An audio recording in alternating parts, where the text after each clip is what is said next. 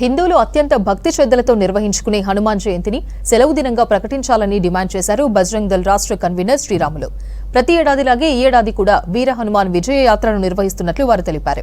ఈ ర్యాలీలో సుమారు 3 లక్షల మంది హిందువులు పాల్గొంటారని చెప్పారు. వినాయక చవితి, శ్రీరామనవమి తర్వాత హనుమాన్ జయంతినే అతిపెద్ద పండుగ అన్నారు విహెచ్పి రాష్ట్ర అధ్యక్షులు నరసింహమూర్తి. సోమాజిగూడ ప్రెస్ క్లబ్ లో ఏర్పాటు చేసిన విలేకరుల సమావేశంలో వారు మాట్లాడారు. సంవత్సరంలాగే ఈ సంవత్సరం కూడా వీర హనుమాన్ విజయ యాత్ర విశ్వ హిందూ పరిషత్ బజరంగ్ దళ్ ఆధ్వర్యంలో భాగ్యనగరంలో దేశంలోనే ఒక ప్రఖ్యాతిగాంచినటువంటి ఒక విజయయాత్ర జరుగుతుంది అనేటటువంటి విషయం అందరికీ తెలిసిందే. ఈ సంవత్సరం కూడా వీర హనుమాన్ విజయయాత్ర యొక్క ఏర్పాట్లన్నీ కూడా ఎక్కడికక్కడ జరుగుతున్నాయి.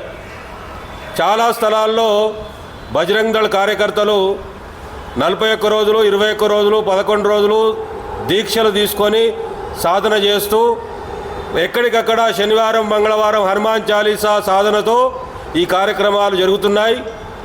మరి వీధిన వాడవాడల నుండి కూడా యువకులందరూ కూడా పెద్ద ఎత్తున 3 లక్షల పైన జనంతో బైక్ ర్యాలీ జరుగుతుంది.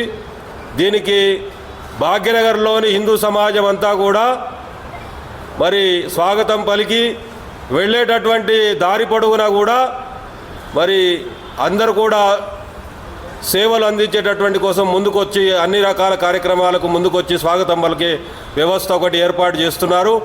ప్రతి సంవత్సరంలాగా ఈ సంవత్సరం కూడా ఆ యొక్క ఏర్పాట్లన్నీ పూర్తవుతున్నాయి.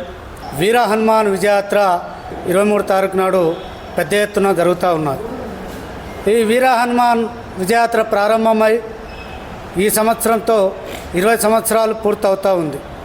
కాబట్టి ఈ సంవత్సరం ప్రతి ఒక్కరూ పాల్గొని లక్షలాదిగా పాల్గొని విజయవంతం చేయవలసిందిగా సమాజాన్ని, బంధువులందరినీ కోరుతూ ఉన్నాం.